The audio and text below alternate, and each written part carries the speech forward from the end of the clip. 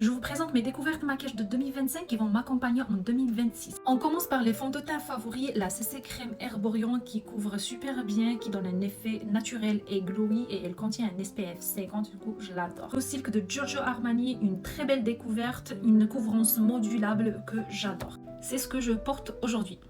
Et le fond de teint Prada effet mat lumineux que je porte quand je veux un teint impeccable et que je reçois plein de compliments. Franchement, je l'adore. Passons au bronzer. Le Rare Beauty, je l'adore. Il s'applique facilement, il n'est pas orange, il donne un très bel effet sur la peau.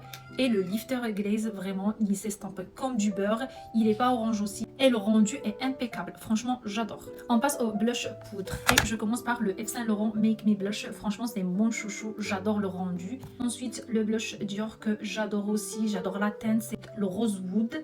Elle est très belle cette couleur. Et comment ne pas parler des blushs de NYX. Vraiment, ils sont top. La pigmentation au top. La tenue au top. Passons au gloss. Le Juicy Tube de Lancôme, vraiment il est super agréable à porter sur les lèvres, j'adore le rendu. Et les Love Shine Gloss, ça pique un petit peu, mais le rendu il est vraiment beau. Et pour finir, les baumes à lèvres, et je commence par les Love Shine Candy Glow de Yves Saint Laurent. Franchement, un effet ultra brillant que j'adore. Ensuite, les Lifter Glaze de chez Maybelline, franchement j'adore, c'est une pépite, ça hydrate hyper bien et j'adore l'odeur. Et le Smooshy Lip Balm mat de NYX, même si c'est mat, c'est hyper agréable à porter sur les lèvres. D'ailleurs, c'est ce que je porte aujourd'hui. Ça hydrate hyper bien et vraiment impeccable. Je les adore. Dites-moi en commentaire si vous devriez garder un seul produit maquillage qui vous accompagnera en 2026. Ça serait lequel?